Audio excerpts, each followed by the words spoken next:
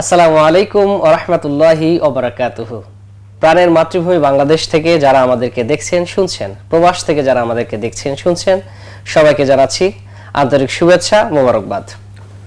Pan ভিশনের নিয়মিত আয়োজন উদ্যমী তারুণ্যে আপনাদেরকে স্বাগত জানাচ্ছি। আমি মাহাদি হাসান। বরাবরের মতোই উদ্যমী তারুণ্যে আমরা বাংলাদেশের তরুণ সফল উদ্যোক্তাদের নিয়ে এই আয়োজন করে থাকি। আজকে আমাদের মাঝে এমন একজন অতিথি উপস্থিত আছেন যার নাম না বললেও আপনারা চিনতে পারবেন। গার্ডিয়ান পাবলিকেশনসের সম্মানিত ব্যবস্থাপনা পরিচালক জনাব নূর মোহাম্মদ। আসসালামু আলাইকুম ওয়া রাহমাতুল্লাহ। ওয়ালাইকুম আসসালাম ওয়া রাহমাতুল্লাহি ওয়া বারাকাতুহু। কেমন আছেন? আলহামদুলিল্লাহ, আমি বেশ ভালো আছি, শুকরান। আপনাকে প্যান ভিশনের পক্ষ থেকে আন্তরিকভাবে শুভেচ্ছা জানাচ্ছি। অত্যন্ত কৃতজ্ঞ আপনাদের প্রতি, প্যান ভিশনের প্রতি আমাকে এখানে অ্যাক্সেস দেওয়ার জন্য। Thank you very much. প্রিয় দর্শক, চলুন কথা বলার আগেই আমরা গার্ডিয়ানের একটি ডকুমেন্টারি দেখে নিই। নূর মোহাম্মদ আবু তাহের একজন স্বপ্নচারী তরুণ। স্বপ্নকে জয় করে বাস্তব জীবনে একজন সফল উদ্যোক্তা। প্রতিষ্ঠা করেছেন দেশের শীর্ষস্থানীয় প্রকাশনা প্রতিষ্ঠান গার্ডিয়ান পাবলিকেশনস, যা জ্ঞানের উত্তাল সমুদ্রে একটি উচ্ছ্বাস তৈরির নেয়। গার্ডিয়ান শুধু সাহিত্য তৈরিতে নয়, লেখক ও পাঠক তৈরিতেও অনবদ্য ভূমিকা রাখছে গার্ডিয়ানের পেশে। সাহিত্যের বিভিন্ন ক্যাটাগরিতে প্রতিষ্ঠানটির রয়েছে শতাধিক তথ্য ও চিন্তা সমৃদ্ধ বই। ইতিহাস, সিরাত, জীবনী, রাজনীতি, দাম্পত্য ও পরিবার, প্যারেন্টিং, মতবাদ, আত্মোন্নয়ন, কিশোর সাহিত্য, থ্রিল, কবিতা, গল্প ও উপন্যাস, সাহিত্য ও নারীসহ বিভিন্ন বিষয়ে বই প্রকাশ করে থাকে প্রতিষ্ঠানটি। প্রতিষ্ঠালগ্ন থেকে গার্ডিয়ান ধারাবাহিকভাবে অর্জন করেছে 21শে বইমেলা বেস্ট সেলার পদকসহ বিভিন্ন সম্মাননা পদক। গত কয়েক বছর ধরে গার্ডিয়ানের প্রকাশিত উল্লেখযোগ্য সংখ্যক বই বিভিন্ন ক্যাটাগরিতে জনপ্রিয়তার শীর্ষে অবস্থান করছে।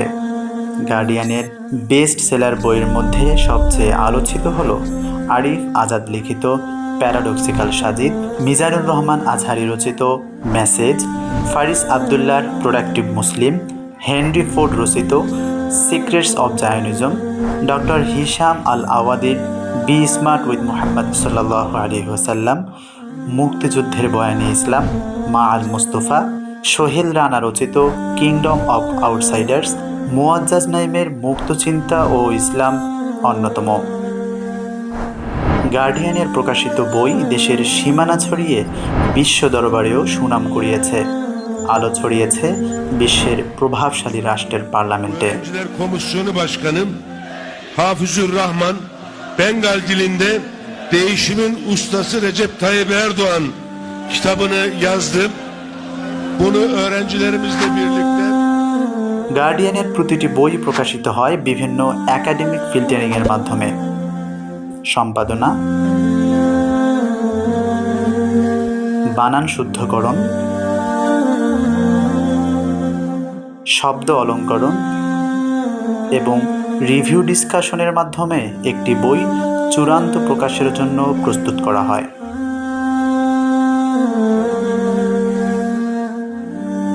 পাঠক মতামত ও রিভিউর জন্য প্রতিষ্ঠানটির রয়েছে একাধিক নিজস্ব অনলাইন প্ল্যাটফর্ম, যা সাহিত্য চর্চা ও ক্রমবিকাশে গুরুত্বপূর্ণ প্রভাবক হিসাবে কাজ করে।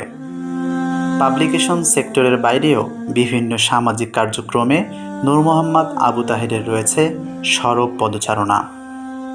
স্বপ্ন দেখেন, স্বপ্ন দেখাতে ভালোবাসেন সর্বক্ষণ। অসংখ্য বইয়ের কাজ, সুন্দর সুন্দর কাজ, ভালো ভালো লেখকদের কাজ গার্ডিয়ান করেছে। তো ধন্যবাদ জানাচ্ছি গার্ডিয়ানকে আমাদের প্যান ভিশনের পক্ষ থেকে। আমরা আপনার শৈশবকাল এবং সাথে সাথে একাডেমিক ব্যাকগ্রাউন্ডটা একটু দর্শকদেরকে জানাতে চাই। আমার বেড়ে ওঠা বগুড়াতে, বগুড়ার প্রত্যন্ত একটি গ্রামে, পালকুড়ি দুপচাচিয়া উপজেলা, পশ্চিম বগুড়া এটি। আব্বা আম্মা দুজনেই আছেন। আব্বা স্কুল টিচার, আমরা 5 ভাই 4 বোন, আমি সকলের বড়। আল্লাহর কাছে শুকরিয়া, একটি মধ্যবিত্ত মুসলিম পরিবারে জন্মগ্রহণ করেছি।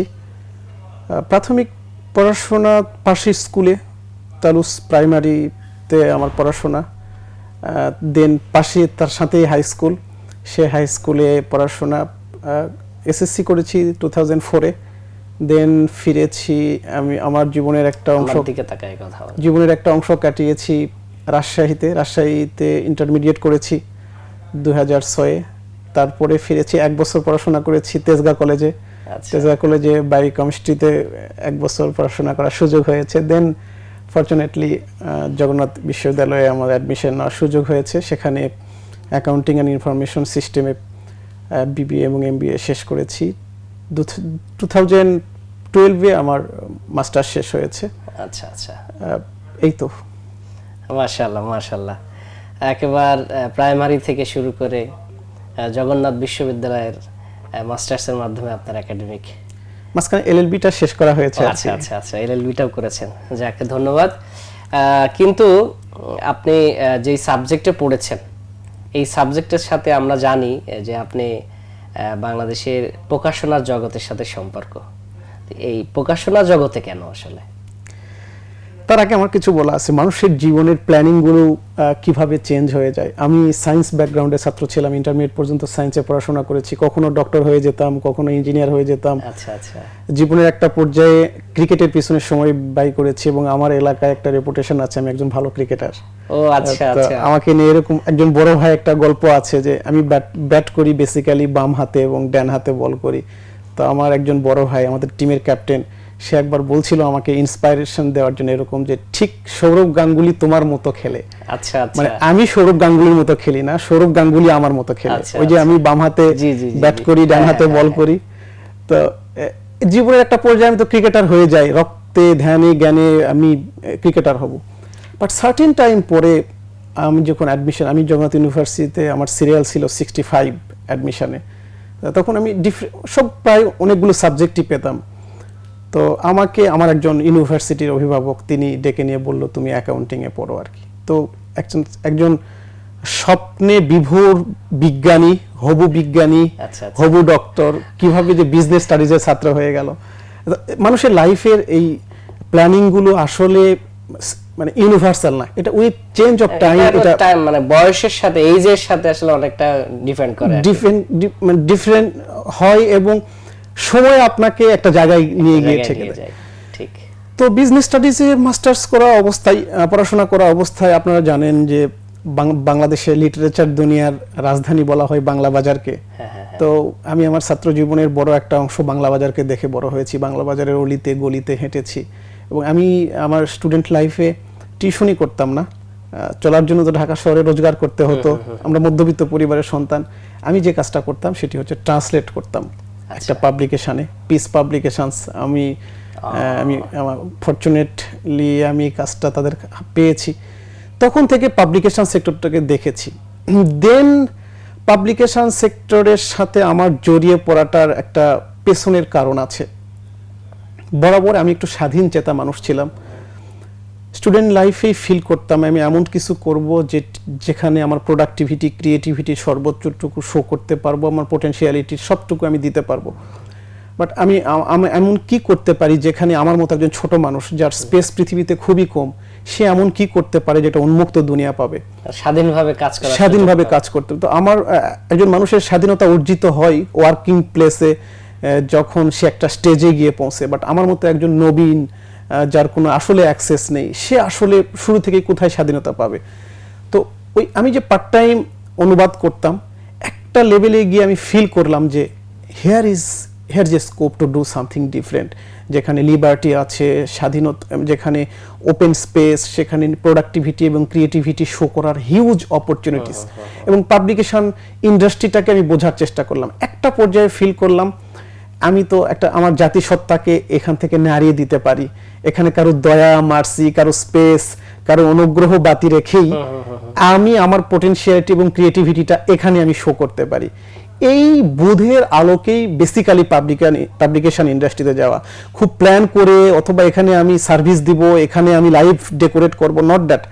এই স্বাধীন চেতা মানসিকতার একটা প্রকাশের জায়গা আমি এখানে পেয়েছি, সেই জন্য কাজটা শুরু করেছি। বাট এরপরে আমি ফিল করেছি এটা হয়তো আল্লাহ রাব্বুল আলামিন আমাকে ধরে বেঁধে এই জায়গায় নিয়ে এসে দিয়েছে। মানে থ্যাংক ইউ, মানে আল্লাহ সুবহানাহু ওয়া তাআলাকে, যে অনেক অনেক আল্লাহর প্রতি কৃতজ্ঞ যে এমন একটি স্পেসে আমাকে দিয়েছে যেখানে মানুষের চিন্তা কাঠামোকে নাড়িয়ে দেওয়া যায়, অ্যাজ ওয়েল অ্যাজ সম্মানজনকভাবে নিজের প্রোডাক্টিভিটি এবং ক্রিয়েটিভিটিকে শো করা যায়। আসলে জাতিসত্তাকে তুলে ধরার একটা বিশাল মাধ্যম আর কি, এবং মানুষের কাছে আপনার সাহিত্য সংস্কৃতি এগুলো তুলে ধরার অন্যতম মাধ্যম আর কি প্রকাশনা জগৎ। তো আসলে যারা জীবনে সাকসেস হয় তারা তো শুরু থেকেই নানান চড়াই উতরাই পেরিয়ে আস্তে আস্তে এভাবেই বড় হয়ে ওঠে। ধন্যবাদ। তারপরেও প্রশ্ন করতে চাই আপনার কাছে, সেটি হচ্ছে যে প্রকাশনার জগতে আপনি কাজ করেন, কিন্তু ইসলামী প্রকাশনা নিয়ে কেন? আমি এটি স্পষ্টতই বলি, আমি একটি বোধ এবং বিশ্বাসের মধ্য দিয়ে বড় হয়েছি, একটি চিন্তা কাঠামোর মধ্য দিয়ে আমি বড় হয়েছি। আমার ফ্যামিলি ইস্যুজ, আমার স্কুলিং, আমার ইউনিভার্সিটি লাইফ এবং পুরো জীবন প্রক্রিয়াতে একটা বোধ এবং বিশ্বাসকে লালন করে বড় হয়েছি, এবং এটি মনে করি যে আমৃত্যু এই বোধ এবং বিশ্বাসের জন্য আমার কাজ করা, it's my responsibility and duty to do something better for my উম্মাহ। তো ইসলামী মূল্যবোধ এবং চেতনা জন্মের পর থেকেই ফ্যামিলি ইস্যুর মাধ্যমে পেয়েছি। এরপরে আমি আমার পুরো জিন্দেগিতে যাদের সাথে সময় কাটিয়েছি তারা অলওয়েজ আমাকে একটি স্বপ্নের দিকে হাঁকিয়ে নিয়েছে, এবং আমি হ্যাপি এনাফ যে এমন একটি মৌলিক চেতনা এবং দর্শনকে নিজের জীবনে আমি খুঁজে পেয়েছি। আমি মনে করি আমার এই জীবন is not for me only, অথবা আমার ফ্যামিলি, আমার ওন সার্কেল শুধু না, something little bit to do for our উম্মাহ। আমি উম্মার একজন, এ পার্ট অফ মাই উম্মাহ। তো আমি মুসলিম উম্মাহকে অন করি, আমি ফিল করি মুসলিম উম্মার একটা লিটল পার্ট আমি। সেই জায়গায় আমার মতো একজন তরুণের উম্মাতে কোনো কন্ট্রিবিউট করার সুযোগ আছে কিনা। তো পাবলিকেশন ইন্ডাস্ট্রিতে আসার পরে আমি দেখেছি যে এখানে বহুবিধ জ্ঞান তৈরি হচ্ছে, সেই জ্ঞানগুলো কখনো মানুষকে একটা স্পেসিফিক আদর্শের দিকে হাঁকিয়ে নিচ্ছে, আদর্শ থেকে বিচ্যুত করছে, অথবা ডিফারেন্ট চিন্তা তৈরি করছে। বাট আমি যে চিন্তাকে অন করি, সেই চিন্তাকে পেট্রোনাইজ করার জন্য, সেই চিন্তাকে তরুণদের কাছে ছড়িয়ে দেওয়ার জন্যই মূলত ইসলামী লিটারেচার নিয়ে কাজ করি। এবং আমি সবসময় স্পষ্টত বলি, I am lucky enough to have a chance to do something for Islamic literature. আলহামদুলিল্লাহ, আলহামদুলিল্লাহ। না আসলেই ইসলামী মূল্যবোধে বিশ্বাসী মানুষ তো ইসলামকে নিয়েই, ইসলামের মৌলিকত্ব নিয়েই তুলে ধরবে, এটাই স্বাভাবিক আর কি। তো ধন্যবাদ। আসলে বাংলাদেশে ইসলামী প্রকাশনার জগতে হাতে গোনা খুব বেশি না, মানে হাতে গোনা কয়েকটি আর কি। তো আমি আপনার কাছে যেটি জানতে চাইবো যে এত সীমাবদ্ধতার মধ্যে থেকেও ইসলামী প্রকাশনাকে আপনি এগিয়ে নিচ্ছেন। আপনার গার্ডিয়ান পাবলিকেশনস এখন বাংলাদেশে অনন্য এক নাম, সবার কাছে প্রকাশনা জগতে একটা পরিচিত নাম আর কি। তো এখানে কাজ করতে আসলে যে কোনো কাজে তো অনেক সমস্যার সম্মুখীন হতে হয়। কি কি সমস্যা ফেস করেছেন এবং আপনি সম্ভাবনা কি দেখেন? আসলে শুধু ইসলামিক লিটারেচার না, বাংলাদেশের পাবলিকেশন ইন্ডাস্ট্রি কোথায় আছে এ ব্যাপারে আমাদের পাঠকদের ধারণা খুবই অস্পষ্ট। আনফর্চুনেটলি বাংলাদেশের পাবলিকেশন ইন্ডাস্ট্রি হয়ে ওঠেনি। স্টিল টুডে পাবলিকেশন মানে একটা প্রকাশনা, মানে একটা দোকানদারি, একটা বাংলা বাজারে একটা শপ নিয়ে পেছনে একটা টেবিল চেয়ার নিয়ে বই কম্পিউটারে দিয়ে শুধু প্রেসে দেওয়াটা স্টিল টুডে পাবলিকেশন ইন্ডাস্ট্রির প্র্যাকটিস। এর বাইরেও বেশ কিছু ভালো পেশাদার প্রফেশনাল পাবলিকেশনস আছে যারা অসাধারণ কাজ করছে। বাট একটা জাতির জন্য গুরুত্বপূর্ণ হচ্ছে, আপনি নিশ্চয়ই এই কথাটা জানেন যে একটা জাতিকে চিনতে হলে দুটো জায়গায় নাকি যেতে হয়। একটা হোটেলে তারা কি খায়, তাদের খাদ্যাভ্যাস কি, তাদের রুচিটা কেমন, আর আরেকটা যেতে হয় তাদের বুকশপগুলোতে, যে তারা কি বই পড়ে, কোন রুচির বই পড়ে। তো একটা জাতির মেন্টালিটি বোঝার জন্য এই দুটো জায়গাটা খুব গুরুত্বপূর্ণ। তো আপনি যদি খেয়াল করে দেখবেন আমাদের খাবার হোটেলগুলোতে গেলে আপনি উপলব্ধি করতে পারবেন যে জাতি হিসাবে আমাদের প্র্যাকটিসটা কেমন। আর বুকশপগুলো গেলে আপনি আরো দৃশ্যমান বুঝতে পারবেন যে আমরা আসলে একটা ওল্ড সিচুয়েশনের মধ্য দিয়ে যাচ্ছি, যার কারণে বাংলাদেশে পাবলিকেশন ইন্ডাস্ট্রি এখনো ইন্ডাস্ট্রি হয়ে ওঠেনি। আপনি যদি বলেন যে একাডেমিক বইগুলোকেই পাবলিকেশন ইন্ডাস্ট্রির একটা পার্ট মনে করা, তাহলে আমার কিছু বলার নেই। মূলত বোধ এবং বিশ্বাস তৈরি হয় লিটারেচারের মাধ্যমে। এক্স্যাক্টলি মানুষের জীবনের কথামালা, মানুষের জীবনের চিন্তা চেতনা দর্শন, তাদের ডেইলি অ্যাক্টিভিটিস সবকিছু ফুটে ওঠে লিটারেচারের মাধ্যমে। বাট আনফর্চুনেটলি আমাদের দেশে লিটারেচার দুনিয়াটা সো লিটল, এখানে কাজগুলো পেশাদার হয় না এবং এখানকার রাইটার এই প্রক্রিয়ার সাথে অনেকে জড়িত, পাবলিশার, শ্রমিকরা, অনুবাদক, রাইটার, এডিটর, প্রুফ রিডার, এই পুরো প্রক্রিয়াতে পেশাদারিত্ব নেই, যার দরুন বাংলা সাহিত্য যে খুব বেশি দূর এগিয়ে আছে এটা আমরা কোনোভাবে বলতে পারবো না। এরপরে যদি আপনি আসেন যে ইসলামী লিটারেচার, এটা আর একটা ভয়াবহ অবস্থা। মানে আমি যদি as a whole publication industry বলি, সেটাতেই খুব খারাপ অবস্থায় আছে। তারপরে ইসলামী লিটারেচার, এটা তো প্রশ্নই আসে না। এটা ইসলামী লিটারেচার মানে আমি সবসময় বলে থাকি যে এই প্রচ্ছদটা হবে মক্কা এবং মদিনার একটা ছবি। আসলে অধিকাংশ বইগুলোতে মক্কা অথবা মদিনার একটা ছবি থাকবে, সেখানে কাগজগুলো থাকবে। মানে অনেক সময় লিটারেচার পড়ে চোখ দিয়ে পানি বের হয় আবেগে। ওই পানি যদি বইয়ের উপরে পড়ে তাহলে ওই বই আর কখনো পড়া যাবে না আর কি। তো এই ধরনের মেকিং প্রসেসে পেশাদারিত্ব নিয়ে আপনি দেখবেন একই পাবলিকেশনের বই, এই বইয়ে যে বানানটি পরের বইয়ে ওই বানান আর নেই আর কি। তার মানে they have no plan at all. মানে কোনো সুনির্দিষ্ট প্রুফ সিস্টেম নেই, এডিটোরিয়াল সিস্টেম নেই, একটা makeup get up set up নিয়ে স্পেসিফিক কোনো প্ল্যানিং আসলে নেই আর কি। তো সেই জায়গা থেকে দাঁড়িয়ে লাস্ট আপনি জেনে খুশি হবেন, লাস্ট 5 ইয়ার্স 5 or 4 ইয়ার্স এর মাঝে পুরো ইসলামিক লিটারেচার দুনিয়া একটা রেভলিউশন হয়েছে। আগে আপনি যেমনটি দেখতেন যে মিনিমাম লিটারেচার খুঁজে পেতে আপনাকে শাহবাগে যেতে হতো, বিশেষ করে লেফটিস্ট সাহিত্য সামনে আসতো। এখন আপনি কোয়ালিটি বলেন, প্রমোশন বলেন, টেকনোলজি ব্যবহার বলেন, ইসলামিক লিটারেচার দুনিয়ায় একটা আধুনিকতার ছোঁয়া লাস্ট 3 ইয়ার্স 4 ইয়ার্স 5 ইয়ার্স এর মধ্যে এসেছে। And hopefully it will continue. অনেক মেধাবী তরুণরা এখানে এগিয়ে আসছে, রাইটার, অনেক মেধাবী রাইটার, অনেক মেধাবী ট্রান্সলেটর, এবং খুব প্র্যাকটিক্যাল ইফেক্টিভ ম্যান পাওয়ার এই সেক্টরে লিটল বিট অফ আসা শুরু করেছে। আপনি আফটার 10 ইয়ার্স এর একটা ভালো রেসপন্স খুঁজে পাবেন। আমরা দেখি গার্ডিয়ান পাবলিকেশনস যতদিন কাজ করছে আর কি, খুব সফলতার সাথে কাজ করে যাচ্ছে। কাজ করতে গিয়ে তো আসলে অনেক সমস্যার সম্মুখীন হয়েছেন, সেটা বললেন আর কি। গার্ডিয়ানের স্পেসিফিকলি কোনো চিন্তাধারা আছে কিনা আর কি, যে এখানে নতুন তরুণদেরকে ইনক্লুড করা বা ইসলামিক এই প্রকাশনাটাকে আরো বেশি ছড়িয়ে দেয়া সবার মাঝে, এই টাইপের মানে গার্ডিয়ানের পক্ষ থেকে কোনো চিন্তাধারা আছে কিনা? গার্ডিয়ানের চিন্তা বলতে আপনি যদি বলেন যে আমরা কি চাই, আমরা চাই লিটারেচারের মাধ্যমে আমাদের তরুণদের এই জেনারেশনকে সত্য এবং সুন্দরের মেসেজগুলো পৌঁছে দিতে চাই।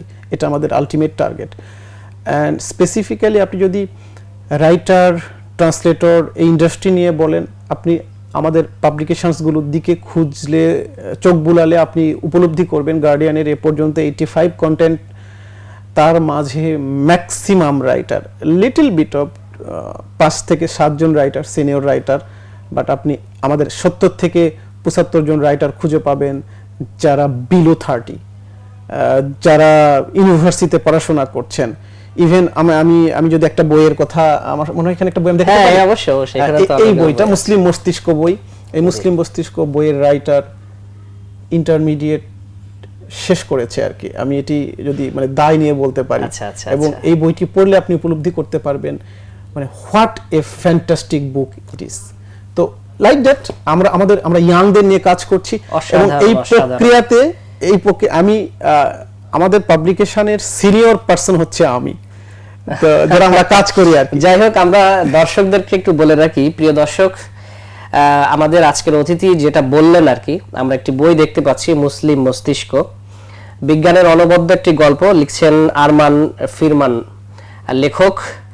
তিনি সদ্য ইন্টারমিডিয়েট শেষ করেছে। এটা আসলেই ইসলামিক জগতে ইসলামকে, ইসলামী মূল্যবোধকে তুলে ধরার জন্য যে প্রচেষ্টা গার্ডিয়ান করে যাচ্ছে, এটা অনবদ্য। আমি আপনাদেরকে বলবো, যারা আসলে আপনারা অনেক সময় ভালো লেখেন কিংবা লিখতে চান, অনেকেই সাহস করতে পারেন না, আমি সবাইকে আহ্বান করব আমাদের আজকের এই প্রোগ্রামের মাধ্যমে অবশ্যই আপনারা গার্ডিয়ানের আমাদের এমডি আছেন, সম্মানিত ব্যবস্থাপনা পরিচালক, তার কাছে যাবেন এবং আমার বিশ্বাস আপনারা নিঃসন্দেহে একটি ভালো ইসলামের জন্যে, ইসলামের পক্ষে, ইসলামের মূল্যবোধ সংস্কৃতি তুলে ধরার জন্য যে প্রচেষ্টা আপনারা করতে চান সেটা তুলে ধরতে পারবেন বলে আমি মনে করি। তো আসলেই একটু জানিয়ে রাখি এখানে আমরা সব সময় আমাদের লেখকদের উদ্দেশ্যে একটা স্পিচ দেওয়ার চেষ্টা করি। আমরা দেখি না কে রাইটার, আমরা দেখি শুধুমাত্র কন্টেন্ট। আমরা রাইটারের চেহারা, ছবি, বয়স, তার সার্টিফিকেটকে এক পাশে রেখে দেখি কন্টেন্ট। যত বড় মানুষ হোক, যত বড় সাহিত্যিক তিনি হন, তার কন্টেন্টটা যদি আমাদের কাছে, আমরা সব বুঝি ব্যাপারটি এমন নয়, বাট আমাদের বিবেচনায় যখন তার কন্টেন্টকে আমাদের উম্মার কাছে প্রেজেন্ট করার মনে হয় আমরা কাজটা করি। আবার রাইটার যত ছোট মানুষ হন অথবা একাডেমিক্যালি তিনি যত দূরে থাকুন, পিছনে থাকুন, বয়সে যত পিছনে থাকুন, যদি কন্টেন্টটা অসাধারণ হয় আমরা সেটা নিয়ে কাজ করব ইনশাআল্লাহ। আপনার কাছে আরেকটি প্রশ্ন, সেটা হচ্ছে যে আমরা এই ইসলামিক প্রকাশনা জগৎকে আসলে কোন জায়গায় দেখতে চাই? আমার প্রত্যাশা তো আমি আকাশ সমান দেখতে চাই। In a true sense practically প্রকাশনা ইন্ডাস্ট্রিকে আমরা অনেক দূর নিতে পারি। আমাদের যে আনএমপ্লয়মেন্ট সমস্যা, আমাদের দেশের যে এত এত ইস্যুজ আছে বেকারদের নিয়ে, আপনাকে আমি ইনশিওর করতে পারি যদি প্রপার ইনিশিয়েটিভ নেওয়া যায়, প্রপার স্টেপ নেওয়া যায়, এখানে কয়েক লক্ষ মানুষের কর্মসংস্থান হবে এই পুরো প্রক্রিয়ার সাথে। আমি যদি আপনাকে নাম ধরে বলিব, এখানে শুধুমাত্র আপনি একটা বই দেখতে পান, কাগজে কয়েকটা টাইপ করা জিনিস, কিন্তু এই প্রক্রিয়াটা শেষ করতে কমপক্ষে 10 থেকে 15টা পার্টি ইনভলভমেন্ট। এখানে প্রচ্ছদ শিল্পীকে প্রচ্ছদ করতে হয়, এখানে এই বোর্ডের জন্য বোর্ড ইন্ডাস্ট্রি কাজ করে, যে আপনি সামনে যে হার্ডবোর্ড দেখতে পাচ্ছেন, পিছনে পুস্তানি আছে, তার জন্য একটা কাগজ লাগে, কাগজের জন্য একটা শিল্প গড়ে উঠেছে, এর সাথে শ্রমিক জড়িত। এই বইটা যখন প্রুফ হয়, প্রুফ একটা ইন্ডাস্ট্রি, প্রুফ একটা সেক্টর, এডিটিং একটা সেক্টর, মেকআপ একটা সেক্টর, কম্পিউটার ডিজাইন নিয়ে কাজ করতে হয়, সেটআপ নিয়ে কাজ করতে হয়, সেটিকে নিয়ে আপনাকে প্রেসে যেতে হয়, প্রেস একটা আলাদা সেক্টর, প্রেস থেকে সেটা বাধাইখানায় নিতে হয়, বাধাইখানায় হিউজ একটা শ্রমিক এনগেজমেন্টের আছে, সেখান থেকে কাটিং করতে হয়, সেখান থেকে আবার প্রচ্ছদে ফয়েলিং করতে হয়। এখানে আপনি প্রত্যেকটা প্রক্রিয়ার সাথে অসংখ্য মানুষ জড়িত। যদি আপনি পুরো প্রক্রিয়াটাকে পেশাদারিত্বের ছোঁয়ায় নিতে পারেন তাহলে হাজার হাজার লোকের কর্মসংস্থান হবে। এবং আপনাকে একটু জানিয়ে রাখি, যদি আমাদের মাঝে খুব মেধা নাও থাকে, পৃথিবীতে যে পরিমাণ লিটারেচার তৈরি হয়ে আছে সেই লিটারেচারকে যদি আমরা অনুবাদ করি শুধু, তাহলে প্রতিদিন যদি বাংলাদেশে 1000 বই তৈরি হয়, তাও 100 বছর লাগবে এই বইগুলোকে বাংলা ভাষায় রূপান্তরিত করতে। আমাদের পূর্বপুরুষরা যে পরিমাণ কাজ করেছে, আমাদের ফররুকরা, আমাদের নজরুলরা, আমাদের রবীন্দ্রনাথরা এই বাংলাদেশে যে পরিমাণ কাজ করেছে, সেটাকে যদি আমরা ইন্টারন্যাশনাল ল্যাঙ্গুয়েজে ট্রান্সফার করার চেষ্টা করি, আগামী 100 বছরে আমাদের নতুন কাজ না করলেও হবে। যে কাজগুলো হয়ে আছে সে কাজগুলোকে যদি প্রফেশনাল ওয়েতে স্মার্টলি হ্যান্ডেল করা যায়, হিউজ থিংস টু ডু। তো আমি আপনার মাধ্যমে, প্যানভিশন টিভির মাধ্যমে বাংলাদেশের অথরিটিকেও, পাবলিকেশন ইন্ডাস্ট্রি যারা কাজ করছে তাদের কাছে বিনীত অনুরোধ করি, please try to do something different in this area. Here is a lot of scope two do something better for our young generation. এখানে যদি আমরা কাজগুলো করতে পারি, একটা নবদিগন্ত, একটা আনটাচড, আনডিসকভার একটা সেক্টর যেটা নিয়ে কেউ ভাবছে না, এই সেক্টর যদি প্রপারলি ভাবা যায়, আমি দায়িত্ব নিয়ে বলছি কয়েক লক্ষ তরুণের এখানে প্রফেশনাল কাজ করার সুযোগ আছে। অসাধারণ অসাধারণ বলছেন আর কি। আচ্ছা, এটা এত প্রসেসিং এর মধ্যেও সর্বশেষ তো আসলে পাঠকদের হাতে পৌঁছাতে হয়, এটাও তো বিশাল বড় একটা প্রক্রিয়া। এই প্রক্রিয়াটা বলি না, আমি শুধু তৈরির প্রক্রিয়াটা বলেছি। এরপরে এটা নিয়ে পাবলিকেশন ইন্ডাস্ট্রি প্রমোশন করছে, মার্কেটিং করছে, এটা নিয়ে লাইব্রেরি। আপনি ক্যান ইউ ফিল বাংলাদেশে কয়েক হাজার পাবলিকেশন এই বইগুলো নিয়ে কাজ করে, সেখানে কতগুলো কর্মচারী, সেখানে ট্রান্সপোর্টেশনের একটা ইস্যু আছে, সেখানে হোম ডেলিভারির একটা ইস্যু আছে, মানে হিউজ একটা ব্যাপার। এই একটা হার্ড কপি আপনি যেমনটি আমাদের অনেক সময় আমরা মূল্য নিয়ে বলি, আমার বলার সুযোগ আছে কিনা জানি না, আমরা বলি যে এই বইটা নিয়ে 200 পৃষ্ঠার একটা বই, দাম 250 টাকা। How can it possible? আপনি দেখছেন শুধুমাত্র এই কাগজের মধ্যে টাইপ করা কিছু শব্দমালা, কিন্তু এই প্রতিটি শব্দের পেছনে শ্রম আছে, প্রতিটি শব্দের makeup, get up, set up, editing, proof, press, বাধাই, printing, marketing, promotion, service, post production service, পাঠকদের হাতে পৌঁছে দেওয়া, এই পুরো প্রক্রিয়ার সাথে আমার অফিস থেকে আপনার এই অফিসে এই বই পৌঁছে দিতে আমার 50 টাকা লাগবে। এই উপরে যে আপনি শুধু আমি দেখছি এই কাজটা, বই তো এটাই, পুরো এটাই একটা বই, কিন্তু আমার এখানে এই কাজটা করতে আমার 12 টাকা খরচ হয়েছে। আচ্ছা আচ্ছা, আপনি কত স্মার্টলি কাজ করতে পারছেন। তো বইয়ের মূল্য কখনো কাগজ আর পৃষ্ঠা দেখে হয় না, বইয়ের মূল্য হয় এর পেছনে প্র্যাকটিক্যাল ইনিশিয়েটিভ, এখানে কত পেশাদারিত্ব ঢেলে দেওয়া হয়েছে, কত পারফেকশনের দিকে যাওয়া হয়েছে। আনফরচুনেটলি এই ইস্যুসগুলো আগে ছিল না। আমি আপনার মাধ্যমে পাঠকদের জানাতে চাই যে পাবলিকেশন ইন্ডাস্ট্রি এখন মোর প্রফেশনাল, মোর স্ট্র্যাটেজিক্যালি সাউন্ড হচ্ছে দিন দিন। তো আপনারা অপেক্ষা করুন, ইনশাল্লাহ বাংলাদেশের পাবলিকেশন ইন্ডাস্ট্রি নিয়ে আপনারা একটা ভালো ফিলিংস হৃদয়ে ধারণ করতে পারবেন খুব শীঘ্রই, ইনশাল্লাহ। আমরা আশা করি, প্রিয় দর্শক, আমরাও আশা করি যে বাংলাদেশের ইসলামিক প্রকাশনার জগৎটা আরো বেশি দিনে দিনে মানুষের দোরগোড়ায় পৌঁছে যাক, মানুষ পড়তে শিখুক, পাঠ্য অভ্যাস মানুষের তৈরি হোক, এবং নতুন নতুন সৃজনশীলতার মাধ্যমে নতুন নতুন ইতিহাস যেন আমরা মানুষের হাতে পৌঁছে দিতে পারি। আমরা একেবারেই প্রোগ্রামের মাঝামাঝি সময়ে চলে আসছি, আমরা ছোট্ট একটি বিরতিতে যাব। প্রিয় দর্শক, কোথাও যাবেন না, আমরা বিরতির পরে আবারও ফিরে আসছি। প্রিয় দর্শক, বিরতির পরে আবারও আমরা ফিরে আসছি আমাদের আজকের উদ্যমী তারুণ্যে অনুষ্ঠানে। আর আজকে আমাদের সাথে উপস্থিত আছেন অত্যন্ত মজার মানুষ, অনেক অনেক কথা আমরা শুনছি, অনেক অজানা কথা আমরা জানছি, আমাদের প্রিয় নূর মোহাম্মদ ভাই। নূর মোহাম্মদ ভাই, আমরা তো প্রকাশনী নিয়ে অনেক কথাবার্তা বললাম, প্রকাশনার জগৎ সম্পর্কে আমরা আমাদের দর্শকদেরকে যতটুকু জানাতে পেরেছি, আলহামদুলিল্লাহ। তো আমরা আপনার কাছে আরেকটি বিষয় জানতে চাই। আপনি সোশ্যাল অ্যাক্টিভিটিস নিয়ে বেশ কাজ করেন, বিভিন্ন সামাজিক যোগাযোগ মাধ্যমে আপনি সবসময় অ্যাক্টিভ থাকেন আর কি, বিভিন্ন কাজে। তো ইদানিংকাল আপনাকে একটি বিষয়ে খুব বেশি দেখা যাচ্ছে, একটি প্রজেক্ট নিয়ে, সেটি হচ্ছে কর্জে হাসানা। আসলে কর্জে হাসানার প্রজেক্ট নিয়ে যদি আপনি কিছু বলতেন দর্শকদেরকে। দেখুন, আমি একটা মূলনীতি মেনে জীবনযাপনের চেষ্টা করি, সেটি হচ্ছে আমাদের দিন ইসলামকে শুধুমাত্র তাত্ত্বিকভাবে, একাডেমিকভাবে উপস্থাপন করলেই এই জমিনের দিন প্রভাবক হয়ে উঠবে না। কারণ আমরা যে ভূখণ্ডে বসবাস করছি তার জিও পলিটিক্সটা আমাদের উপলব্ধি করতে হবে। এখানকার মানুষরা প্রতিদিন খাবারের লড়াই করে, বেঁচে থাকার লড়াই করে, টিকে থাকার লড়াই করে। এদেশের মানুষরা ম্যাক্সিমাম তাওহিদবাদী, আল্লাহকে ভালোবাসেন, তার রাসূলকে ভালোবাসেন, ইসলামকে দিন হিসাবে গ্রহণ করেছেন। তারপরেও কেন তারা ইসলামের বিধিবিধানগুলো পালন করতে পারে না, এটি নিয়ে আমি প্রায়শই ভাবি। আমার বিবেচনায় এখানকার মূল প্রবলেমটা হচ্ছে ফিনান্সিয়াল ইস্যু, লাইফ ব্যাটেলটা, লাইফ স্ট্রাগল।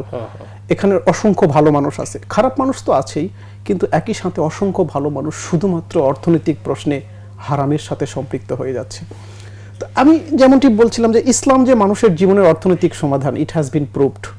এটা 1400 বছর আগে রাসূল সাল্লাল্লাহু আলাইহি ওয়াসাল্লাম প্রমাণ করে গিয়েছেন, এটা নতুন করে প্রমাণ করার কিছু নেই। এখন গুরুত্বপূর্ণ হচ্ছে ইসলাম যে মানুষের জীবনের সমাধান, তা মানুষের জীবন থেকে উপলব্ধি করানো।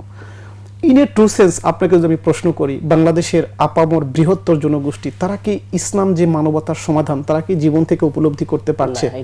পারছে না।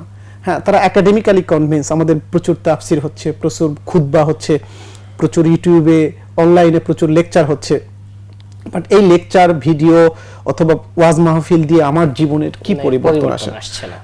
আমাকে রিক্সা চাপতে হচ্ছে, আমাকে জমিতে গিয়ে ফসল কাটতে হচ্ছে, আমাকে হাড় ভাঙ্গা পরিশ্রম করে আমাকে চলতে হচ্ছে। দেখুন, আমি ইসলামের একাডেমিক বয়ানে কনভিন্স হওয়ার পরেও যখন আমার স্ত্রী অসুস্থ হয়, যখন আমার সন্তান ক্ষুধায় কাতরায়, যখন আমার সন্তানকে ঈদে জামা কিনে দিতে হয়, যখন আমার বৃদ্ধ বাবা মাকে চিকিৎসা করতে হয়, যখন আমার প্রতিবেশী আত্মীয় স্বজন অসহায়ভাবে জীবনযাপন করে, তখন যখন ইসলামপন্থীরা কাউকে লজিস্টিক সাপোর্ট দিতে পারে না, তার জীবন থেকে উপলব্ধি করতে পারে না, তখন তিনি ইসলামের একাডেমিক বয়ানে কনভিন্স হয়ে টিকে থাকতে পারেন না, তিনি আপোষ করে বসেন।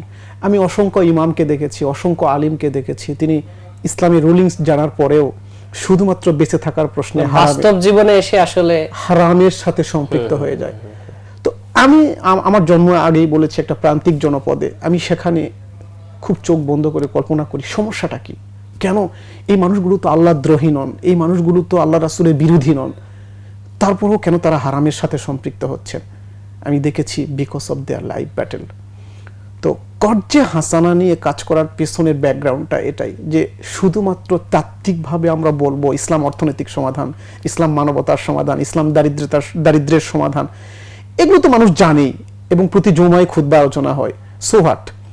তো আমরা কর্জে হাসানা নিয়ে কাজ করেছি যে শুধুমাত্র তাত্ত্বিকভাবে নয়, প্র্যাকটিক্যালি আমরা প্রমাণ করাবো জীবন থেকে, প্রায়োগিক যে দিকটা আর কি। ইসলামের প্র্যাকটিক্যাল ইনিশিয়েটিভ, প্রায়োগিক দিক, তত্ত্বীয় না, প্রায়োগিক ইসলাম।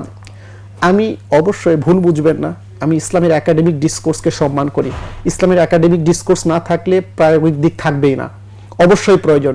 কিন্তু এই মুহূর্তে আমাদের ফোকাস পয়েন্ট হওয়া উচিত প্র্যাকটিক্যাল ইনিশিয়েটিভ। Yes, yes. অনেক তত্ত্ব আছে অলরেডি, তত্ত্ব ইজ এক্সিস্টিং। এখন প্রয়োজন হচ্ছে এই তত্ত্ব বা থিওরিকে প্র্যাকটিক্যালি সোসাইটিতে ইমপ্লিমেন্ট করার আর কি। Yes. তো কর্জে হাসানা নিয়ে কাজ করতে চাই। দেখুন আমাদের প্রান্তিক মানুষগুলো, যে মানুষগুলো রিক্সা চালায়, যে মানুষগুলো ফসলের মাঠে শ্রম দেয়, আপনি এখনো আমাদের এলাকায় গেলে মাত্র 500 টাকা 600 টাকা দিয়ে সারাদিন অন্যের বাড়িতে কামলা দেয় বলে একটা শব্দ আছে আর কি। তো এই মানুষগুলো যখন হঠাৎ 2-3 হাজার টাকার প্রয়োজন হয়, 5,000 টাকার প্রয়োজন হয়, তারা কি করে? তাদেরকে সুদ দেওয়ার জন্য বিভিন্ন এনজিও রাস্তার মোড়ে মোড়ে দোকান খুলে বসে আছে, অফিস Available. খুলে বলে চাইবে আর পাইবে। 5,000 টাকা নাও, 2 মাস পরে 7,000 টাকা দাও, ভোটার আইডি কার্ড জমা দাও, একটা সিগনেচার এবং করো। এটা একটা নিয়মে পরিণত হয়ে গেছে, মানে সুদের প্রাতিষ্ঠানিকীকরণ হয়েছে, অ্যাভেলেবল। দেখুন আপনার স্ত্রী, ধরে নিচ্ছি আপনার স্ত্রী ভীষণ অসুস্থ, তাকে হসপিটালে নিতে হবে। আমার মতো মানুষের কাছে এসে বলছেন যে ভাই আমি খুব বিপদে পড়েছি, আমাকে 5,000 টাকা দেন। আমি আপনাকে 2টো আয়াত শুনিয়ে দিলাম, অথবা আমি আপনাকে এটা নসিহা করে দিলাম, ভাই ধৈর্য ধারণ করেন, দেখছি। ভাই এই নসিহা দিয়ে আপনার স্ত্রীর চিকিৎসা হবে না, ইম্পর্টেন্ট হচ্ছে এই মুহূর্তে আপনাকে সাপোর্ট দেওয়া। Exactly. তো এখন আমরা যতক্ষণ পর্যন্ত এই সাপোর্ট দিতে পারবো না, তখন তো আপনি আলটিমেটলি যখন পাবেন না সুদের এনজিওর কাছে, আপনি যাবেন ভাই, যাবেন আপনি। তো আমরা যে কাজটি করতে চাই সেটি হচ্ছে কর্জে হাসানা একটা হারিয়ে যাওয়া কোরআনিক সুন্নাহ। কোরআনুল কারিমে এ ব্যাপারে নির্দেশনা দেওয়া হয়েছে। আল্লাহ রাব্বুল আমিন বলছেন, কে আসো আমাকে কর্জে হাসানা দাও, আমি তোমাকে বহুগুণ ফিরিয়ে দিব। ক্যাপিটালিজমের উত্থানের সাথে সাথে মুসলিম মানুষ থেকে কর্জে হাসানা হারিয়ে গেছে। আপনি কোনো আলিমদের কাছে ন্যাচারালি কর্জে হাসানা নিয়ে কোনো কথা শুনবেন না। এবং কর্জে হাসানা যে একটা কোরআনের term, this is not from হাদিস, ইটস ফ্রম কোরআনুল কারিম। কর্জে হাসানা যে কোরআনের দুটি শব্দ, no one is talking about this. তো আমরা যে কাজটি করছি সেটি হচ্ছে ইসলামকে শুধু তত্ত্বীয় পর্যায়ে রাখবো না, প্র্যাকটিক্যালি নিয়ে যাব আমাদের গ্রামের মানুষদের কাছে। অসহায় মানুষদের যখন জীবনের প্রশ্নে টাকা প্রয়োজন হবে, তখন তারা যেন হারামের দিকে ধাবিত না হয়, এজন্য কর্জে হাসানাকে আমরা পেট্রোনাইজ করার, সামনে নিয়ে আসার চেষ্টা করছি। এক্ষেত্রে আমাদের একটা আইডিয়া হচ্ছে আপনিও কর্জে হাসানা দেন, এবং আমাদের দর্শক শ্রোতা যারা শুনছেন প্রত্যেকেই, যত অসহায় মানুষ হন, আপনারাও কর্জে হাসানা দেন। কিন্তু আমাদের বক্তব্যটা হচ্ছে নো, কর্জে হাসানাকে ইন্ডিভিজুয়াল লেভেলে আর রাখা যাবে না। কারণ সুদ আর ইন্ডিভিজুয়াল লেভেলে নাই, সুদের প্রাতিষ্ঠানিকীকরণ হয়েছে। এই সুদ এখন অ্যাভেলেবল, মানে আপনার যখন টাকা প্রয়োজন তখন চোখ বন্ধ করলে দেখতে পান আপনার বাজারে অমুক এনজিও আছে, অমুক এনজিও আছে। আমাদের এখন এই সুদকে রুখে দিতে হলে ইন্ডিভিজুয়াল কর্জে হাসানা দিয়ে ঠেকানো যাবে না, প্রাতিষ্ঠানিক। আপনারা প্রতিটা বাজারে বাজারে, প্রতিটা মোড়ে মোড়ে, প্রতিটা উপজেলায়, প্রতিটা ইনস্টিটিউটের সামনে কর্জে হাসানার এনজিও থাকতে হবে, কর্জে হাসানার প্রজেক্ট থাকতে হবে। মানুষের যখন ক্ষুদ্র ক্ষুদ্র কোনো টাকার প্রয়োজন হবে, সে ফিল করবে, সে মোবাইলটা ক্রস চেক করবে না যে আমি কার কাছে টাকা ধার চাইবো, কার কাছে চাইবো, কে অপমান করবে, কে দিবে, কে দিবে না, এই সেন্স থাকা যাবে না। কর্জে হাসানা ইনস্টিটিউট থাকতে হবে, যেখানে মানুষের টাকা প্রয়োজন হলেই সেখানে গিয়ে নিয়ে আসবে, সে ফ্রি স্পেস পাবে, ওপেন স্পেস পাবে, যে হ্যাঁ এখানে গেলে কর্জে হাসানা পাওয়া যায়। এখন একটা প্রশ্ন আছে, আমাদেরকে যেমন অনেকেই এই বক্তব্যের পরে বলে বাংলাদেশে এটা সম্ভব, মানে মানুষ টাকা নিয়ে টাকা ফেরত দিবে? হ্যাঁ দিবে। ফ্রম মাই লাইফ এক্সপিরিয়েন্স, আমরা 5 বছর ধরে কর্জে হাসানা চালাচ্ছি, আলহামদুলিল্লাহ, আলহামদুলিল্লাহ, সুম্মা আলহামদুলিল্লাহ, শতভাগ কর্জে হাসানা ফেরত পেয়েছি, বিকজ অফ ইনস্টিটিউশনালাইজেশন। আমরা যখন কর্জে হাসানা দিই, আপনাকে যখন ব্যক্তিগতভাবে আমি কর্জে হাসানা দিব, এর মাধ্যমে সম্পর্কের অবনতি শুরু আর কি। আপনার ফোন ধরবে, আপনি আমার ফোন ধরবেন না, আপনি আমার দেখলে গলি চেঞ্জ করে যাবেন। কিন্তু যখন একটা প্রতিষ্ঠান থেকে আপনাকে আমি কর্জে হাসানা দিব, তখন কিন্তু একটা প্রক্রিয়ার মধ্য দিব।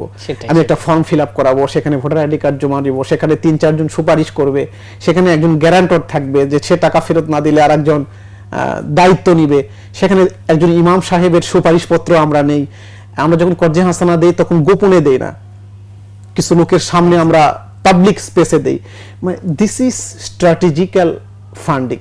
এর মাধ্যমে যে লোকটি কর্জে হাসানা নিচ্ছে তিনি ফিল করছেন আমি একটা প্রতিষ্ঠান থেকে কর্জে হাসানা নিয়েছি, প্রক্রিয়ার মধ্যে নিয়েছি। আমি যদি কর্জে হাসানা ফেরত না দেই তাহলে আমাকে অনেকগুলো মুখোমুখি হতে হবে, অনেকগুলো চেহারা সামনে গিয়ে দাঁড়াতে হবে।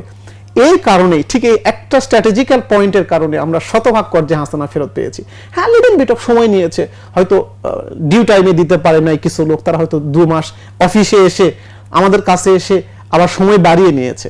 তো আমরা বলছি বাংলাদেশে যেভাবে সুদের ভয়াবহতা ছড়িয়ে পড়েছে, আত্মহত্যা হচ্ছে, তারা সুদ দিতে না পেরে বাড়িঘর ছেড়ে পালিয়ে যাচ্ছে, বাড়ির টিন খুলে নিয়ে আসা হচ্ছে, প্রতি মুহূর্তে সমাজে অশান্তির একটা অন্যতম দাবানল তৈরি হয়েছে। এটাকে রুখে দিতে হলে এই যে সিচুয়েশন, আপনি তো অস্বীকার করবেন না, তাই না? সুদের একটা ভয়াবহ ইম্প্যাক্ট আমার সোসাইটিতে তৈরি হয়েছে।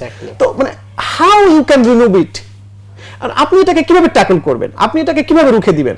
একটা ইউটিউবে একটা দারুণ বক্তৃতা দিলে সুদ বন্ধ হয়ে যাবে? কখনোই না। আমি একটা যদি দারুণ বই প্রকাশ করি সুদের বিরুদ্ধে, তাহলেই বন্ধ হয়ে যাবে?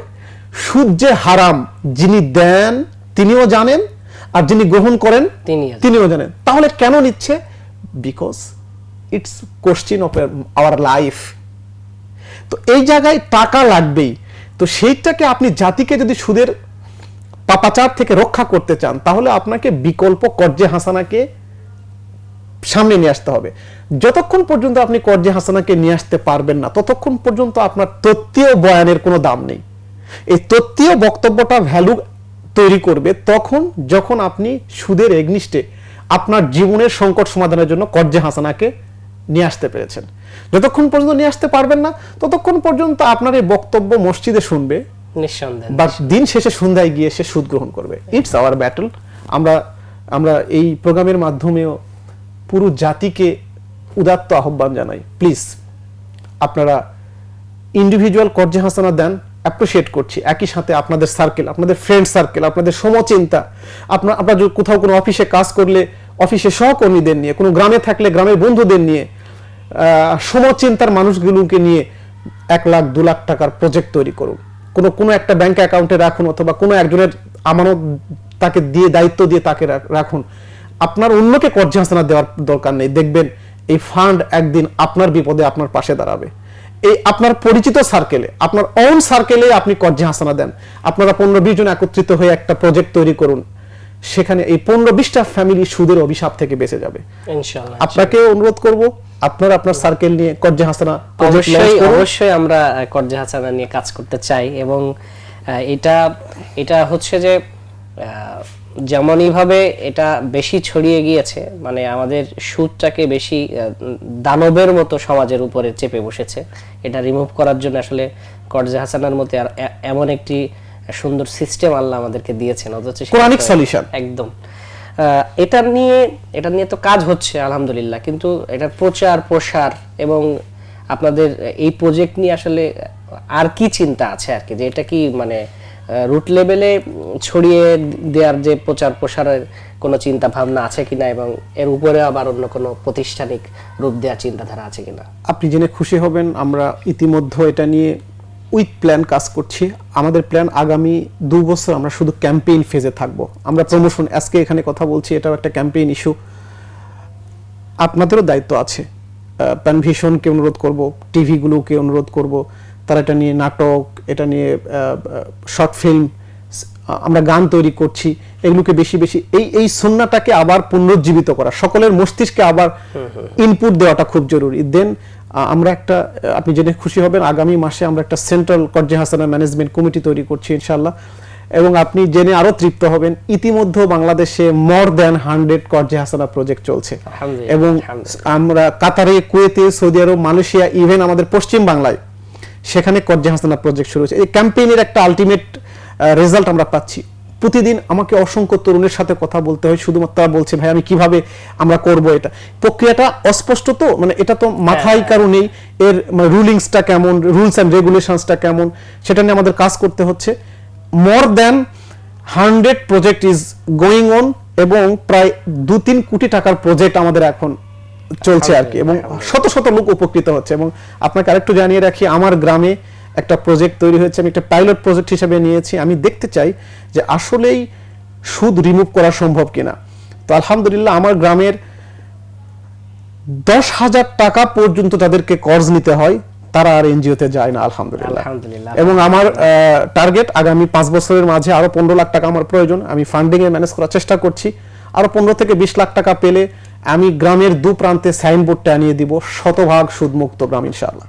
আলহামদুলিল্লাহ, আলহামদুলিল্লাহ। প্রিয় দর্শক, আপনারাও আমাদের আজকের অতিথির মতো আমরাও কিন্তু প্রত্যেকের জায়গা থেকে আমরা এই সিদ্ধান্ত নিতে পারি।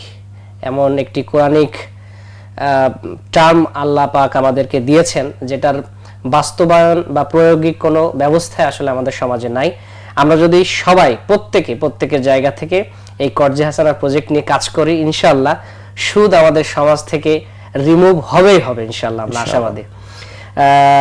নূর মোহাম্মদ ভাই, আমরা আরেকটি বিষয় আপনার কাছে জানতে চাই। আমরা দেখি আপনি সামাজিক কর্জে হাসানা নিঃসন্দেহে একটি সামাজিক প্রজেক্ট, এর বাইরেও আপনি সামাজিক বিভিন্ন কাজ করে থাকেন আর কি সমাজের মধ্যে। এটা আসলে কেন করেন, বা এটা মানে কোন জায়গা থেকে করেন আর কি? আসলে আমি একজন লোভী মানুষ, আমার লোভ আছে।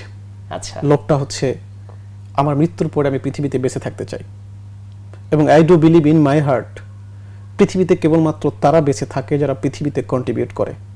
শুধুমাত্র নিজের জীবন, নিজের পরিবার, নিজের সুখ সৌন্দর্য, নিজের জীবনকে যারা ডেকোরেট করেছে। আপনি এই সমাজে অসংখ্য মানুষ দেখবেন যারা কোটিপতি, হাজার হাজার কোটি টাকা রোজগার করে, তারা অবসর কাটায় মালদ্বীপে গিয়ে, আমেরিকা, ইউরোপে গিয়ে, but they have no influence in society. তার প্রতিষ্ঠানের শ্রমিকরাও তাকে পছন্দ করে না, এমন মানুষও আছে। আমার লোভটা হচ্ছে এই পৃথিবী যেদিন ছিল, আমি তো ছোট মানুষ, আমার পৃথিবীতে তো অ্যাক্সেস খুবই কম, খুব বেশি কিছু করার নেই, বাট আমি একটা টার্গেট নিয়েছি। দুটো লোভ আছে আমার। যেদিন আমার জানাজা হবে সেদিন আমার জনপদের মানুষরা গিয়ে সাক্ষী দিবে একজন সন্তান তাদের জন্য চেষ্টা করেছে। নিঃসন্দেহে তারা যেন বলতে পারে যে এই ছেলেটা যতদিন পৃথিবীতে বেঁচে ছিল ততদিন পর্যন্ত উম্মার জন্য, সোসাইটির মানুষের জীবনের মান উন্নয়নের জন্য চেষ্টা করেছে। এটা একটা লোভ। দ্বিতীয় লোভ হচ্ছে আমি পৃথিবী ছেড়ে যাওয়ার পরে আমি আমার সন্তানদের জন্য কি রাখতে পারি, আমি আমার উত্তর পুরুষদের জন্য আমি কি রেখে যাব। আমার তো সম্পদ নেই, আমি এত বড় ইনফ্লুয়েন্সিভ কোনো মানুষ নই, বাট আমার উত্তর পুরুষরা এসে যেন ফিল করে নূর মোহাম্মদ নামে তাদের এক পূর্বপুরুষ ছিল। মানুষ আসলে কাজের মধ্যে বেঁচে থাকে, মানে শত বছর বেঁচে থাকে আর কি। তো আপনি যেভাবে কাজ করছেন, নিঃসন্দেহে আল্লাহ এবং মানে ইসলামের জন্য করছেন, আপনার নিজের জন্য করছেন, আল্লাহ অবশ্যই আপনার স্বপ্ন পূরণ করবেন। এবং আল্লাহ, আমিও দোয়া করি আমাদের আজকের অনুষ্ঠানের মাধ্যমে আল্লাহ আপনাকে আমাদের এদেশে শত বছর না, 1000 বছর আল্লাহ আপনাকে বাঁচিয়ে রাখুক। এখানে আরেকটা ইস্যু আছে, আমি একাডেমিক ইসলাম নিয়ে কাজ করি। তো ইসলাম যে মানবতার সমাধান, ইসলাম মানুষের মুক্তি, এই কথাগুলো আমি একাডেমিক্যালি বইয়ের মাধ্যমে জাতিকে বলার চেষ্টা করছি। আমাদের রাইটাররা লিখছেন, সেটিকে প্রফেশনাল ওয়েতে আমি পাঠকদের হাতে তুলে দেওয়ার চেষ্টা করছি আমরা। তো রেসপন্সিবিলিটিটা আমারই বেশি। আমি সবসময় বলি যে এই তত্ত্বীয় ইসলামই শুধুমাত্র ইসলামের বিজয়কে নিশ্চিত করবে না, ইসলামের বিজয় দুটো সম্মিলনে হবে, তত্ত্ব এবং প্র্যাকটিক্যাল। তো আমি যেহেতু তত্ত্বকে এক্সপোজ করছি, আমার রেসপন্সিবিলিটির জায়গা হচ্ছে আমি সেটিকে একটা নির্দিষ্ট টেরিটরিতে ইমপ্লিমেন্ট করার চেষ্টা করছি। আমি যখন কর্জে হাসানা নিয়ে বই লিখছি, সেটিকে ইমপ্লিমেন্ট করার চেষ্টা করছি একটা সোসাইটিতে। আমি যখন জাকাত নিয়ে কথা বলছি, সেই জাকাতকে ইমপ্লিমেন্ট করার চেষ্টা করছি। আমি যখন হিউম্যান বিহেভিয়ার নিয়ে কথা বলছি, সেটিকে একটা সোসাইটিতে রিপ্রেজেন্ট করা আছে। আমি যখন দারিদ্রতার রিমুভ নিয়ে একাডেমিক বক্তব্য তৈরি করছি, তখন সেটিকে আমি আমার এলাকাতে ইমপ্লিমেন্ট করার চেষ্টা করছি। ইসলাম যে কমপ্লিট কোড অফ লাইফ, এটা হচ্ছে মূল বেসিক, সেটি একটা জনপদে প্র্যাকটিক্যালি প্রমাণ করার চেষ্টা করছি যে yes, Islam can do something for you brothers and sisters. এই যে তত্ত্বটা ঢাকায় বসে প্রেসে তৈরি হচ্ছে সেটিকে ইমপ্লিমেন্ট দেখতে চাই আমি জমিনে। তো আমি শুধু বলে যাব বাট করব না, এটি মনে করি ইররেসপন্সিভ আচরণ, এবং এটি হচ্ছে অন্যের প্রতি মানে ঠেলে দেওয়া। আমি ছোট মানুষ, তো আমি ছোট্ট একটা জায়গা বেছে নিয়েছি যেখানে প্রমাণ করতে চাই absolutely Islam is the complete code of life. অবশ্যই অবশ্যই। না, আমরা প্রোগ্রামের একদমই শেষ পর্যায়ে চলে আসছি। সর্বশেষ বাংলাদেশের তরুণদের আইকন আপনাকে অনেক মানুষ ফলো করে। আজকে তরুণ জেনারেশন যারা আছে আর কি, ইয়াং জেনারেশন যারা আছে তারা আপনাকে ফলো করে। আপনি আমাদের আজকের উদ্যমী তারুণ্যে প্যানভিশনের মাধ্যমে তরুণদের উদ্দেশ্যে কিছু বলবেন? না, আমি খুব আইকন লেভেলের কেউ নই, সিম্পল একজন তরুণ যে অব্যাহতভাবে চেষ্টা করছে প্রোডাক্টিভ কিছু করার, সোসাইটির জন্য এক্সক্লুসিভ কিছু করার চেষ্টা করছি। তরুণদের উদ্দেশ্যে আমার একটি বলার আছে, আমি সবসময় একটা কথাই বলি, সক্রেটিসকে যারা হত্যা করেছিল সেই 3 শতাধিক বিচারকদের একজনের নামও পৃথিবীর কেউ আর জানে না। বাট সেই সময় হত্যাকাণ্ডের সময় তখন সক্রেটিসকে যখন হত্যা করা হচ্ছিল তখন সক্রেটিস বলেছিল, I to die you to live, আমি মরে যাচ্ছি তোমরা বেঁচে থাকছো, বাট টাইম উইল সে, বলে দিবে হু উইল অ্যালাইভ, কে পৃথিবীতে বেঁচে থাকবে আগামী দিন, সময় বলে দিবে এটা। তো সক্রেটিসের হত্যাকারীরা পৃথিবীতে নেই, তারা দুর্দান্ত প্রতাপে দম্ভে একজন সত্য সন্ধানী মানুষকে হত্যা করতে পেরেছিল বিষ পান করে, বাট তার চিন্তা তার কর্মকে থামাতে পারে নাই। আজকে তরুণরা আনপ্রোডাক্টিভ অগোছালো জীবনযাপন করছে, উন্মাদ জীবন, ট্র্যাডিশনাল অ্যাপ্রোচ, নায়ক নায়িকারা কি করছে অথবা কোনো একটা সেলিব্রিটি কি করছে তার পেছনে অন্ধভাবে ছুটছে। তো যারা ফলোয়ার তারা কখনো পৃথিবীতে টিকে থাকে না। যাদেরকে ফলো করছেন আপনারা, তাদের মতো একটা জীবন গড়ার চেষ্টা করুন। মানে শাহরুখ খান কেমন হলো, ক্যাটরিনা কাইফ কেমন হলো, অথবা পৃথিবীর বড় বড় রোনালদিনহো কেমন হলো, আর ক্রিস্টিয়ানো রোনালদো কেমন হলো, এইটা বিবেচনার চেয়ে গুরুত্বপূর্ণ হচ্ছে আমি লিটল বিট অফ ইনফ্লুয়েন্সিভ কোনো কিছু হয়ে উঠছি কিনা। আমি তরুণদের বলি যে ভালো কিছু করলে, নিজের ভেতরের প্রোডাক্টিভিটিটা সোসাইটিতে অব্যাহতভাবে ব্যবহার করতে থাকলে একদিন আপনাকে অসংখ্য মানুষ ফলো করবে। Don't try to be a follower, just try to be someone people whom will be followed by lots of people, যাকে অসংখ্য মানুষ ফলো করবে। এটার জন্য আপনার ভিতরে প্রোডাক্টিভিটিকে বোঝার চেষ্টা করুন। হ্যাঁ, আপনার কারো মতো হতে হবে না, নিজের মতো সত্য এবং সুন্দরকে সাথে নিয়ে, ভিতরের কনফিডেন্স নিয়ে মানুষের জন্য, দেশের জন্য, উম্মার জন্য, অসহায় বঞ্চিত মানুষগুলোর জন্য কিছু করার চেষ্টা করুন। যুগ যুগ ধরে পৃথিবীতে বেঁচে থাকবেন। আপনার ইন্তেকালের পরে আপনার প্রজন্ম থেকে প্রজন্ম আপনার জন্য মানুষ দোয়া করবে। তরুণদের উদ্দেশ্যে আমার এতটুকুই বলার। অসংখ্য ধন্যবাদ নূর মোহাম্মদ ভাইকে আমাদের উদ্যমী তারুণ্যে আসার জন্য। অনেক অজানা কথা আমরা আমাদের দর্শকদেরকে জানাতে পেরেছি। আমরা আমাদের এই অনুষ্ঠানের পক্ষ থেকে আপনাকে মোবারকবাদ জানাচ্ছি। সাথে সাথে আপনার কর্ম, আপনার সৃজনশীলতা, আপনার শ্রম বাংলাদেশে শত শত বছর থাকুক, আপনিও মানুষের মাঝে থাকেন, এই আশা ব্যক্ত করছি। আপনার কাজগুলো আল্লাহ রাব্বুল আলামিন কবুল করুক, সেই কামনা করছি। প্রিয় দর্শক, আমরা প্রোগ্রামের একদমই শেষ পর্যায়ে চলে আসছি। আপনাদেরকে ধন্যবাদ জানাচ্ছি এতক্ষণ ধরে আমাদের সাথে থাকার জন্য। আমরা পরবর্তীতে আবারও কোনো অনুষ্ঠানে এই উদ্যমী তারুণ্যে নতুন কোনো অতিথিতে আমরা নিয়ে আসব। আজ এই পর্যন্তই। সবাই ভালো থাকবেন, সুস্থ থাকবেন। আসসালামু আলাইকুম ওয়া রাহমাতুল্লাহি ওয়া বারাকাতুহু।